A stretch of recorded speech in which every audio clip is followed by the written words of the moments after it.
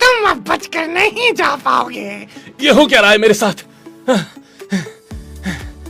आपको अंदाज़ा हो गया होगा ये वॉइस एक्टिंग कोई इतना आसान काम नहीं है, बहुत मुश्किल काम है। इतनी मर्तबा मैंने कोशिश की, मुझसे तो ना हो सका, लेकिन हमारे साथ कुछ आप देख रहे हैं हमारे आकब में जो बैठे हुए हैं मात हुसैन, जो कि वॉइस एक्टिंग करते हैं। इनको हम वॉइस ओवर आर्टिस्ट नहीं कहेंगे, ना हम इनको डब आर्टिस्ट कहेंगे, क्योंकि ये प्रॉपर एक्टिंग करके डब कर रहे होते हैं। और ये काम कितना मुश्किल है, अब तक ये कितनी आवाज़ें जो है अपनी आवाज़ों का जादू कितने किरदारों पर जगा चुके हैं, ये तमाम तर तफसीलात जानेंगे और इनके स्टूडियो में भी इनके साथ चलेंगे और देखेंगे ये लोग किस तरह से काम कर रहे हैं। हमारे साथ चलिए।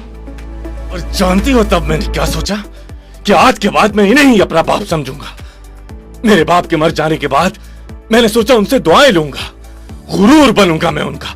मुझे हमाद हुसैन के नाम से लोग ज़्यादातर जानते हैं और आपके तवस्सुत से अब मज़ीद लोग भी जानेंगे। जर्नी स्टार्ट होती है तकरीबन 2012-13 में, जब मेरा सुल्तान एक बहुत मशहूर मारूफ ड्रामा रहा है, जिससे समझ लें कि जो टर्की के ड्रामे हैं उनके लिए दरवाज़े खुले पाकिस्तान में, जियो कहानी पे ऑनर हुआ था।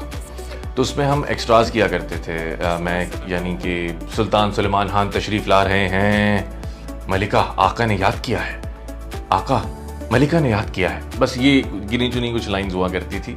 और अब अल्हम्दुलिल्लाह बहुत सारे प्रोजेक्ट्स हैं जो कि as a lead role, as a lead villain करते आए हैं। उसमें कार्टून्स भी हैं, एनिमेशंस भी हैं, ड्रामे भी हैं, ADR भी है, जो मूवीज़ का ड्रामों का अक्सर बाद में डबिंग होती है। मैं बिल्कुल ठीक ठाक हूँ, आप बताइए।